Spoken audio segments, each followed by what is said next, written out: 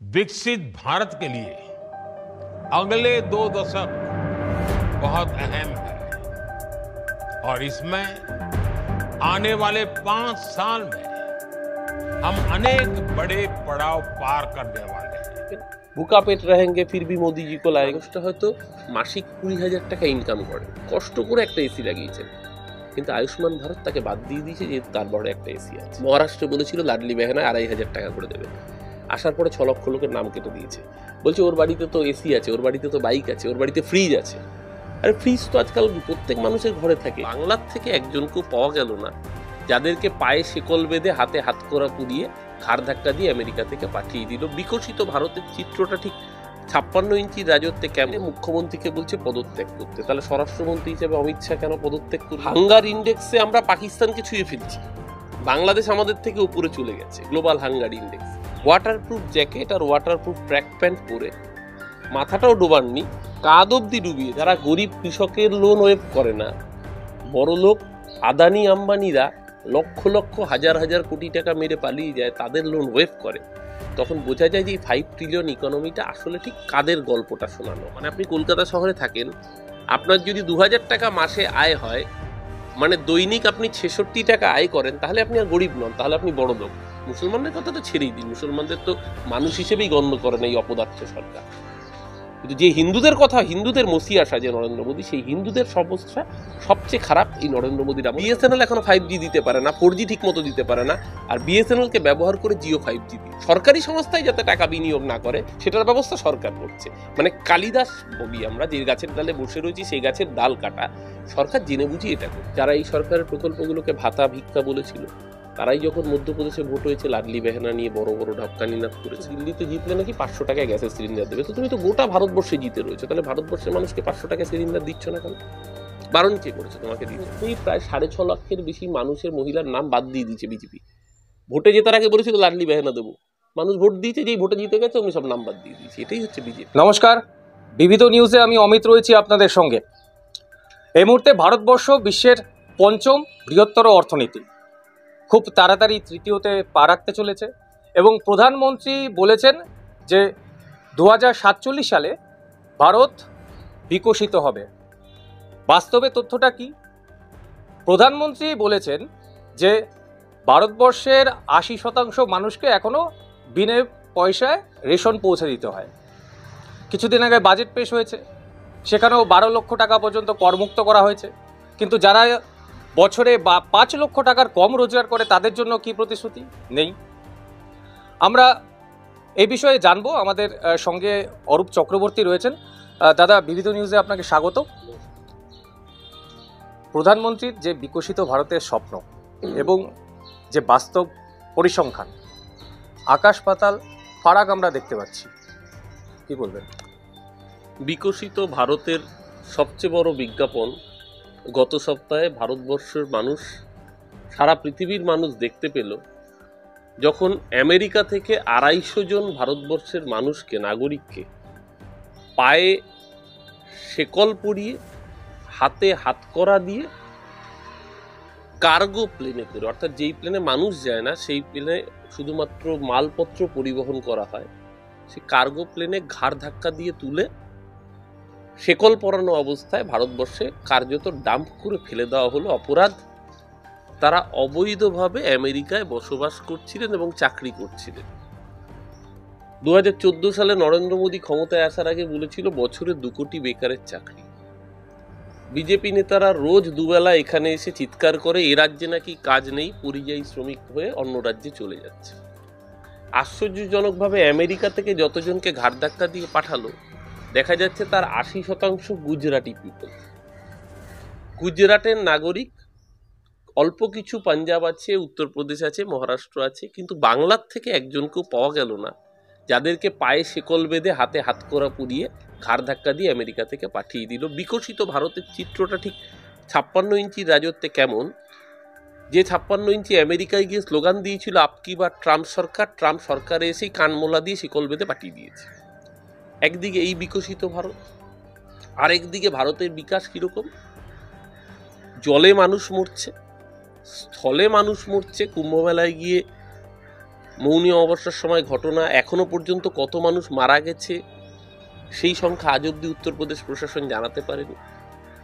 কিন্তু তারা রেকর্ড করলো। জলে স্থলে মানুষ মারার পরে এবার অন্তরিক্ষ অর্থাৎ আকাশেও মানুষকে খুন করলো। হট বেলুন বাস্ট করে অন্তরিক্ষে পর্যন্ত মানুষ মারা গেল। মানে এমন কোনো জায়গা বিজেপির আমলে ছাড়লো না যেখানে মানুষের এই ধরনের পরিণতির মুখোমুখি হতে হচ্ছে না। বিকশিত ভারতের ডবল ইঞ্জিনের রাজ্য মণিপুর, 2.5 বছর মণিপুরের মায়েরা ধর্ষিতা নগ্ন হয়ে প্যারেড করানো হয়েছে। নরেন্দ্র মোদী 56 ইঞ্চির প্রধানমন্ত্রী, তার মুরদ হয়নি মণিপুরে যাওয়ার। এখন সামলাতে না পেরে মুখ্যমন্ত্রীকে বলছে পদত্যাগ করতে। তাহলে স্বরাষ্ট্রমন্ত্রী হিসেবে অমিত শাহ কেন পদত্যাগ করবে না, যে মণিপুরের জাতি দাঙ্গা কন্ট্রোল করতে পারছেন? বিকশিত ভারতের নমুনা হচ্ছে 45 বছরে সিএমআই এর রিপোর্ট বলছে দেশে চাকরি কর্মসংস্থানের হার স্বাধীনতার পরে সবচেয়ে খারাপ। 70 বছরেই আপনি বলছেন 5 ট্রিলিয়ন ইকোনমি। আরে 5 ট্রিলিয়ন ইকোনমি পরে হবে, দেশের মানুষের পেটে ভাত কোথায়? দেশের মানুষ হাঙ্গার ইন্ডেক্সে আমরা পাকিস্তানকে ছুঁয়ে ফেলছি। বাংলাদেশ আমাদের থেকে উপরে চলে গেছে গ্লোবাল হাঙ্গার ইন্ডেক্সে। দেশের মানুষের দুবেলা পেটে ভাত নেই, গরিব বেকার যুবকের হাতে কাজ নেই, মাথার উপরে ছাদ নেই, বাসস্থানের ব্যবস্থা মোদী সরকার করতে পারে।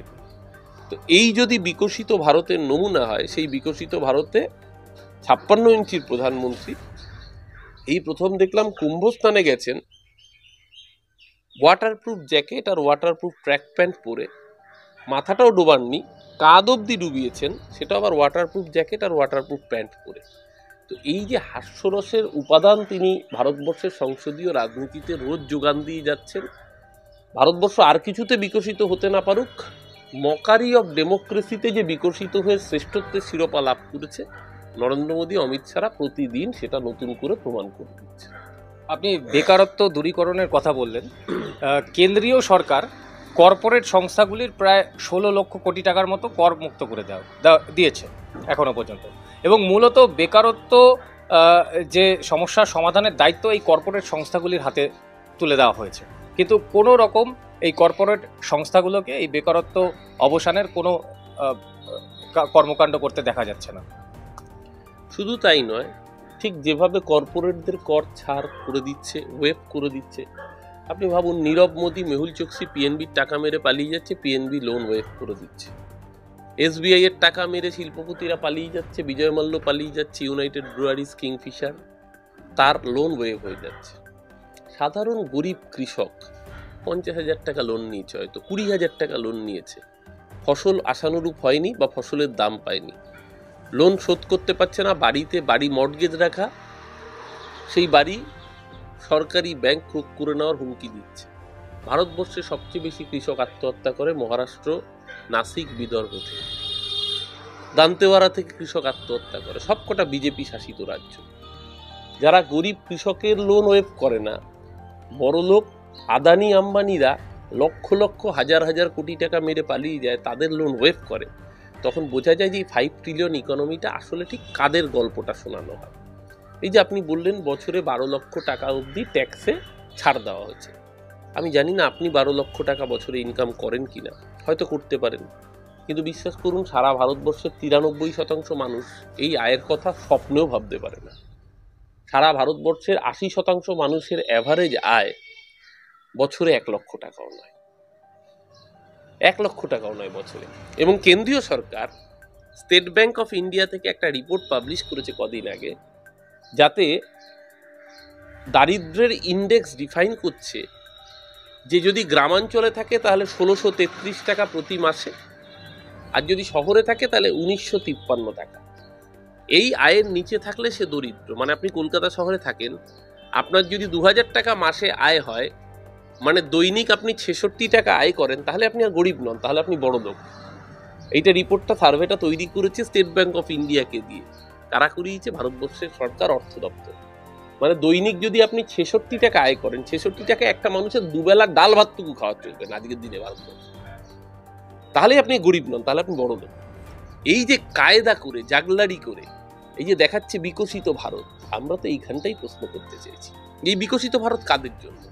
এই বিকশিত ভারতের বিকাশটা হচ্ছে আদানির জন্য। এই বিকশিত ভারতের বিকাশ হচ্ছে আম্বানির জন্য, এই বিকশিত ভারতের বিকাশ হচ্ছে জয় শাহের জন্য, এই বিকশিত ভারতের বিকাশ হচ্ছে মেহুল চোকসি, বিজয় মাল্য এই ধরনের ফোরে দালালদের জন্য। এই বিকশিত ভারতে গরিব কৃষকের স্থান সিঙ্গু বর্ডারে। আজও 6 মাস ধরে গরিব কৃষকরা সিঙ্গু বর্ডারে শুধুমাত্র ফসলের সহায়ক মূল্য পাচ্ছেন না বলে রাস্তায় বসে রয়েছেন আমাদের দেশের অন্নদাতারা। আর কৃষকের লোন মুকুব হয় না, আদানি আম্বানির লক্ষ লক্ষ হাজার হাজার কোটি টাকার লোন মুকুব হয়ে যায়। এই বিকশিত ভারত কার জন্য? নরেন্দ্র মোদী বিকাশটা কার জন্য এনেছেন? যে হিন্দুত্বের স্লোগান দিয়ে ক্ষমতা এসছেন, সবচেয়ে বেশি হিন্দু অত্যাচারিত নরেন্দ্র মোদীর আমলে গরিব হিন্দু, মধ্যবিত্ত হিন্দু, নিম্নবিত্ত হিন্দু। মুসলমানদের কথা তো ছেড়েই দিন, মুসলমানদের তো মানুষ হিসেবেই গণ্য করেন এই অপদার্থ সরকার। কিন্তু যে হিন্দুদের কথা, হিন্দুদের মসিয়া সাজে নরেন্দ্র মোদী, সেই হিন্দুদের সমস্যা সবচেয়ে খারাপ এই নরেন্দ্র মোদীর আমলে। কারণ হিন্দু বেকার যুবকের হাতেও চাকরি নেই, হিন্দু বেকার মায়ের দুবেলা দুমুঠো পেটে ভাত নেই। সবচেয়ে বেশি আক্রান্ত হিন্দুরা এই নরেন্দ্র মোদী, অমিত শাহ। অরূপবাবু আমাদের বললেন যে, আমাকে ব্যক্তিগতভাবে বললেন আমি 12 লক্ষ টাকা রোজগার করি কিনা। 4 লক্ষ টাকা রোজগার করতেও বছরে আমার কালঘাম ছুটে যাচ্ছে, সেটা অন্য ব্যাপার। কিন্তু বিষয়টা হলো, আমরা বেকারত্ব দূরীকরণ তো দূরস্থ, যারা যে কোনো কর্মের সঙ্গে জড়িত রয়েছি তাদের আপনারা যদি বিচার করেন আপনাদের নিজেদের ক্ষেত্রে, কত শতাংশ মানুষ তাদের যে মাসিক আয় সেটা বৃদ্ধি পেয়েছে, এটা একটা বিবেচনার যথেষ্ট বিষয় আছে। কিন্তু পাশাপাশি মূল্য বৃদ্ধি যেভাবে দিনের পর দিন বেড়ে যাচ্ছে, সেটা কতটা হ্রাস পাবে সেটাও সময়ের অপেক্ষা। কিন্তু সবথেকে গুরুত্বপূর্ণ বিষয় হলো, কেন সরকারের পক্ষ থেকে, কেন্দ্রীয় সরকারের পক্ষ থেকে এই যে মাসিক বেতন যাতে বৃদ্ধি পায় লোকের, মূল্য বৃদ্ধিকে ঠেকাবার জন্য এই কোনো পরিকল্পনা নেওয়া হচ্ছে না, বিশেষ করে যারা এই 5 লক্ষ টাকার কম রোজগার বছরে?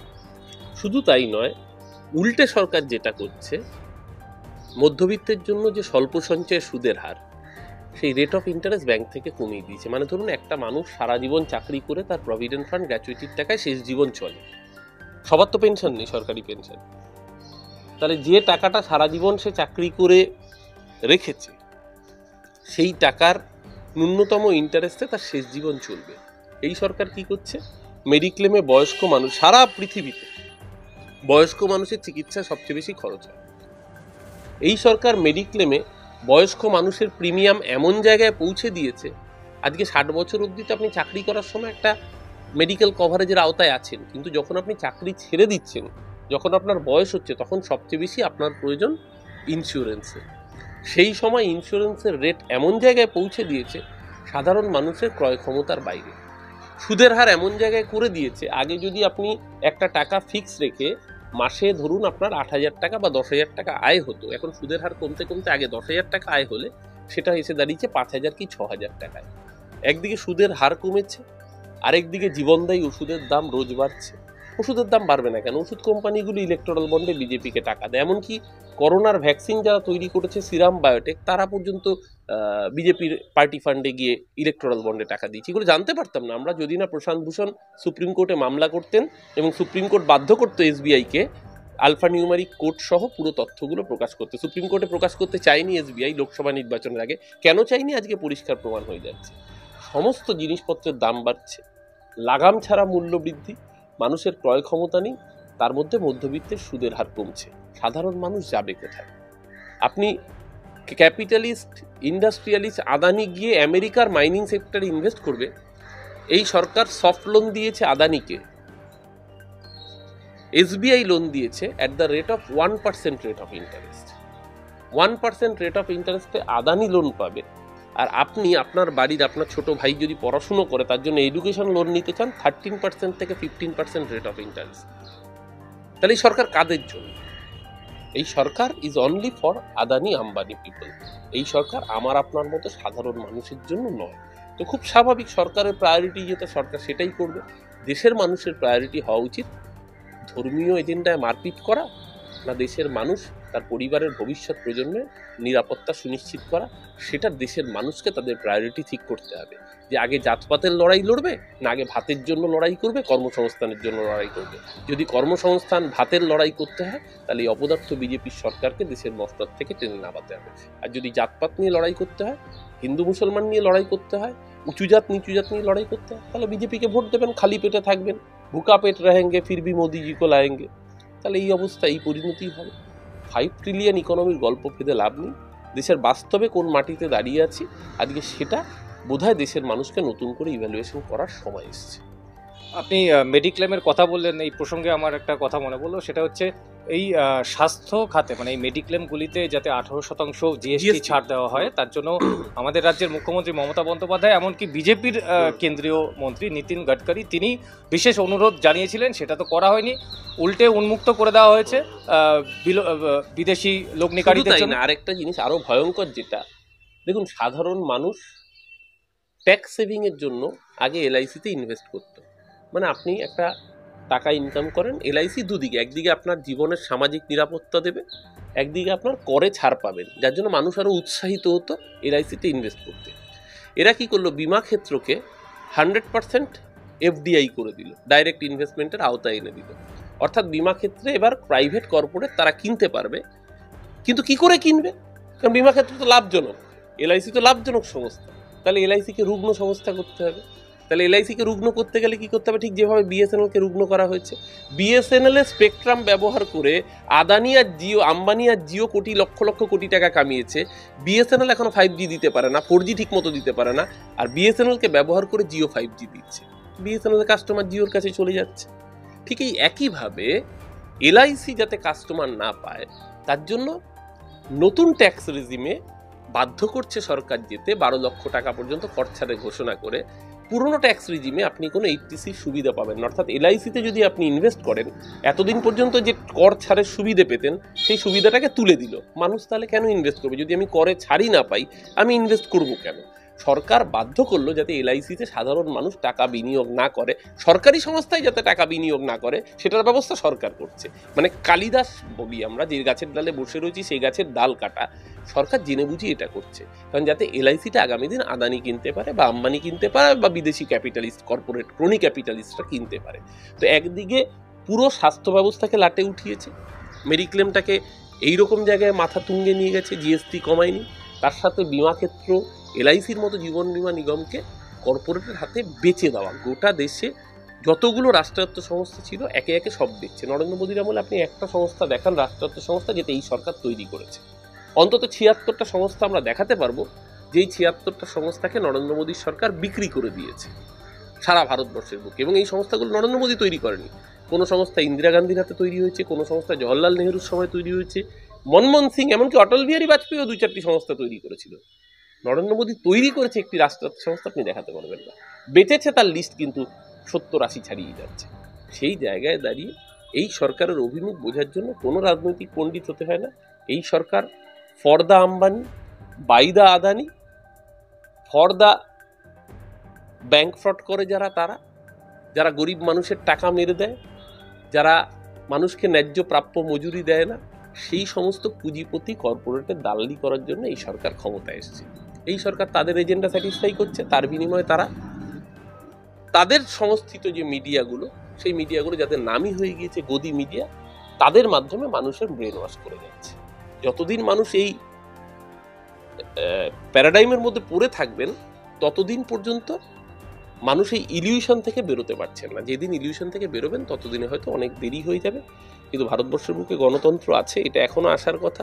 যতই ইভিএম ট্যাম্পারিং করার চেষ্টা করুক, যতই অত্যাচার নেমে আসুক, দিনের শেষে এখনো ভারতবর্ষের বুকে সবচেয়ে শক্তিশালী যে অস্ত্র, তার নাম সংবিধান। আমরা ভরসা রাখি, আশা রাখি দেশের মানুষ ইতিমধ্যে বুঝেছেন বলেই এবার আপকি বার 400 পারে স্লোগান দেওয়া বিজেপিকে সংবিধান বদল করতে দেয়নি, 240-এ আটকে দিয়েছে। আগামী লোকসভা নির্বাচন যদি বিজেপিকে আটকানো না যায়, তাহলে দেশের জন্য আরো ভয়ঙ্কর বিপদ, সেটা হচ্ছে সংবিধান বদলে দেবে এই ভারতীয় জনতা পার্টি। সেই দিকেই ভারতবর্ষের মানুষকে এবার দৃষ্টি নিক্ষেপ করতে হবে যে বিজেপির হাতে যদি চলে, তাহলে আগামী দিন জাতির ভবিষ্যৎ অন্ধকার, ভবিষ্যৎ প্রজন্মের জীবনের কোনো নিরাপত্তা থাকবে না বিজেপির হাতে। একদম শেষ প্রশ্নে আসবো। আপনার কথায় আরও একটা প্রশ্ন আসছিল, আমি বলেই ফেলি। সেটা হচ্ছে শিক্ষা খাতে এবং স্বাস্থ্য খাতে কেন্দ্রের বরাদ্দ যেটা অতি সামান্য। যে কোনো সুস্থ ডেমোক্রেসিতে শিক্ষা এবং স্বাস্থ্য খাতে অন্তত 5% বেশি বরাদ্দ থাকা উচিত, ন্যূনতম 3%। এখানে তো 1.5% ছাড়ায় না। স্বাভাবিক, এই সরকারের কাছে প্রায়োরিটি তো শিক্ষা স্বাস্থ্য নয়, এই সরকারের কাছে প্রায়োরিটি হচ্ছে মুনাফা করা, ব্যবসা করা। আজকে তাই সমস্ত সরকারি ক্ষেত্রকে বিক্রি করে দেওয়া হচ্ছে। শিক্ষা এবং স্বাস্থ্যে সবচেয়ে বেশি লুট চলছে গোটা ভারতবর্ষ জুড়ে। শিক্ষায় আপনি পশ্চিমবঙ্গে তাও সরকারি স্কুল পাচ্ছেন, বাইরের রাজ্যগুলোতে কটা সরকারি স্কুল আছে? শিক্ষাখাতে খরচ কি? স্বাস্থ্যে একটার পর একটা জায়গায় যত কর্পোরেট হসপিটাল হয়েছে, সরকারি ইনভেস্টমেন্টে হসপিটাল এইমস ছাড়া আর কোথায় হয়েছে আপনি দেখাতে পারবেন না। পশ্চিমবঙ্গ সরকার স্বাস্থ্যসাথী প্রকল্প করেছে, ভারত সরকার বলবে আমরা আয়ুষ্মান ভারত করেছি, কিন্তু আয়ুষ্মান ভারত পেতে গেলে যে ক্রাইটেরিয়া, আজকে এখন এই প্রচণ্ড গরমের সময় আগে এসি ছিল লাক্সারি, এখন এসি কিন্তু লাক্সারি নয়। বাড়িতে বয়স্ক মানুষ থাকলে এসিটা অনেক সময় নেসেসিটিও, অনেকের ঘরেই একটা করে এসি থাকে। আপনার বাড়িতে যদি একটা এয়ার কন্ডিশনার থাকে বা একটা যদি মোটর সাইকেল থাকে, আপনি তাহলে আয়ুষ্মান ভারতের জন্য এলিজিবলই নন। কিন্তু অনেক মানুষের ঘরে একটা এসি আছে, অনেকে সেকেন্ড হ্যান্ড এসি আছে, তার হয়তো বিল দিতে হয় আরও 500 টাকা 700 টাকা মাসে এক্সট্রা বিল দিতে হয়, কিন্তু প্রচণ্ড গরমের ওই 5-6 মাস নইলে রাতে ঘুমোতে পারবেন না, এরকম গরম পড়ে। সেই জায়গায় দাঁড়িয়ে সেই মানুষটা হয়তো মাসিক 20,000 টাকা ইনকাম করেন, কষ্ট করে একটা এসি লাগিয়েছেন, কিন্তু আয়ুষ্মান ভারত তাকে বাদ দিয়ে দিয়েছে যেহেতু তার বড় একটা এসি আছে। স্বাস্থ্যসাথী কিন্তু এই ভেদাভেদ করেন, পার্থক্যটা এখানেই। এই মমতা ব্যানার্জির সরকার প্রো পিপল পলিসি নিয়ে চলছে। যারা এই সরকারের প্রকল্পগুলোকে ভাতা ভিক্ষা বলেছিল, তারাই যখন মধ্যপ্রদেশে ভোট হয়েছে লাডলি বেহানা নিয়ে বড় বড় ঢক্কানিনাদ করেছে। তারা উল্টে স্লোগান ক্যাম্পেনিং করেছে কে কত বেশি টাকা দিতে পারে। দিল্লির নির্বাচনে পর্যন্ত মহিলাদের জন্য আলাদা স্কিমের কথা বিজেপি বলেছে, গর্ভবতী মহিলাদের আলাদা টাকা দেওয়ার কথা বলেছে, এককালীন মহিলাদের মাসিক এককালীন টাকা প্রতি মাসে দেওয়ার কথা বলেছে। সবই তো মমতা ব্যানার্জির থেকে টুকলি করে করা পরিকল্পনা। কিন্তু এই কথাগুলো মুখে না বলে এই যে বলছে দিল্লিতে জিতলে নাকি 500 টাকায় গ্যাসের সিলিন্ডার দেবে, তো তুমি তো গোটা ভারতবর্ষে জিতে রয়েছে, তাহলে ভারতবর্ষের মানুষকে 500 টাকায় সিলিন্ডার দিচ্ছ না কেন? বারণ কে করেছে তোমাকে দিতে? তুমি দিল্লিতে বলছো জিতলে আমি 500 টাকায় সিলিন্ডার দেবো। এই কদিন আগে মহারাষ্ট্রে বলেছিল লাডলি বেহানায় 2,500 টাকা করে দেবে, আসার পরে 6 লক্ষ লোকের নাম কেটে দিয়েছে। বলছে ওর বাড়িতে তো এসি আছে, ওর বাড়িতে তো বাইক আছে, ওর বাড়িতে ফ্রিজ আছে। আরে ফ্রিজ তো আজকাল প্রত্যেক মানুষের ঘরে থাকে, যার একটু সামর্থ্য রয়েছে তার ঘরে একটা ফ্রিজ থাকে, কারণ ফ্রিজ না থাকলে উল্টে যে পয়সার অপচয় হয়, খাবার নষ্ট হয়, বিশেষ করে আমাদের মতো গরম অধ্যুষিত দেশে, তাতে ফ্রিজ একটা এসেন্সিয়াল কমোডিটি। কয়েকটা স্কিম বন্ধও করা হয়েছে। শুধু তাই নয়, লাডলি বেহানাতে ইতিমধ্যেই প্রায় 6.5 লাখের বেশি মানুষের মহিলার নাম বাদ দিয়ে দিয়েছে বিজেপি। ভোটে জেতার আগে বলেছিল লাডলি বেহানা দেবো, মানুষ ভোট দিয়েছে, যেই ভোটে জিতে গেছে অমনি সব নাম বাদ দিয়ে দিয়েছে। এটাই হচ্ছে বিজেপি। দেশের মানুষকে এবার বিচার করতে হবে যে কোন সরকার আসলে তাদের জন্য কাজ করে, আর যাই করুক বিজেপির সরকার যে তাদের জন্য কাজ করে না, এটা দেশের মানুষের কাছে চিত্রটা পরিষ্কার। একদম শেষ প্রশ্নে আসবো দাদা। নীতি আয়োগের পক্ষ থেকে একটি পরিসংখ্যান প্রকাশ করা হয়েছে, তাতে দেখা গেছে যে 2022-23 অর্থ বছরের নিরিখে আমাদের পশ্চিমবাংলা আর্থিক স্বাস্থ্যের ক্ষেত্রে 16তম অবস্থানে রয়েছে, মানে শেষের দিক থেকে বিচার করলে 3 নম্বরে। তো এটা রাজনীতি করার জন্য একটা ভালো মশলা, কিন্তু আমাদের রাজ্য সরকারের যে অর্থ সংস্থান বা অর্থ বরাদ্দ সেটা তো কেন্দ্রের থেকেই আসবে। রাজস্ব রাজ্যগুলির নিজস্ব রাজস্ব বৃদ্ধির জন্য যদি কেন্দ্রের পক্ষ থেকে আর্থিক প্যাকেজ না দেওয়া হয়, তাহলে পরিকাঠামোগত উন্নতি কি করে সম্ভব? না, ওনার একটা কথা ঠিকই বলেছে। দেখবেন ওই পরিসংখ্যানে, নীতি আয়োগের পরিসংখ্যানে দেখা যাচ্ছে প্রথম 5টির মধ্যে 4টি হচ্ছে বিজেপি শাসিত। উত্তরপ্রদেশ আছে, গুজরাট আছে, রাজস্থান আছে, এই রাজ্যগুলো রয়েছে। কারণ এই রাজ্যগুলোকে সরকার তার জিএসটি বাবদ প্রাপ্য ম্যাচিং গ্রান্ট দিয়ে দেয়। পশ্চিমবঙ্গের ক্ষেত্রে জিএসটি বাবদ, মানে যে টাকাটা আমাদের রাজ্য থেকে ওরা তোলে, সেই টাকার তো একটা অংশ জিএসটি বাবদ আমাদের প্রাপ্য, সেই টাকার ভাগটা পশ্চিমবঙ্গকে দেয় না। যে টাকাটা ম্যাচিং গ্রান্ট হিসেবে, ফুড সাবসিডি হিসেবে দেওয়ার কথা, সেই টাকাটা ওরা পশ্চিমবঙ্গকে দেয় না। যে টাকাটা আজকে পশ্চিমবঙ্গের কেন অর্থনৈতিক অবস্থা ক্রমশ সংকুচিত হচ্ছে, কারণ 100 দিনের কাজের টাকার একটা অংশ তো মনরেগা প্রকল্প থেকে কেন্দ্রীয় সরকারের দেওয়ার কথা, এরা দিচ্ছে না, রাজ্য সরকারকে নিজের টাকা থেকে দিতে হচ্ছে। এই যে আবাসের টাকা, বাংলার বাড়ির টাকা রাজ্য সরকারকে দিতে হচ্ছে, কারণ কেন্দ্রীয় সরকার দিচ্ছে না। তাহলে রাজ্য সরকার যদি নিজের ফান্ডের টাকা নিজের ডেভেলপমেন্টের জন্য খরচ করার সাথে সাথে তার রাজ্যের মানুষকে বেনিফিশিয়ারি স্কিমে দিতে হয়, যে টাকাটা কেন্দ্রীয় সরকারের দেওয়ার কথা, রাজ্যের তো নিজস্ব নোট ছাপান্ন মেশিন নেই।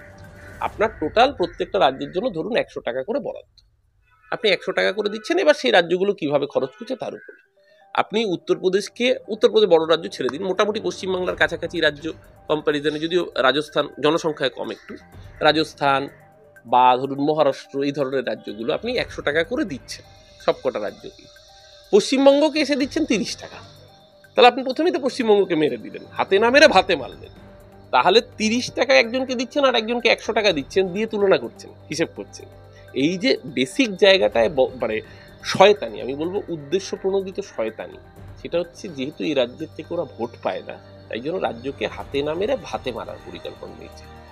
এই পলিসি বিজেপি করছে। বিজেপি নেতারা তো প্রকাশ্যেই বলছে যে একটা ফোন করলে দিল্লি থেকে টাকা ছেড়ে দেবে, আবাসের টাকা। তার মানে ওরা ফোন করেছে বলেই টাকাটা আটকে রেখেছে।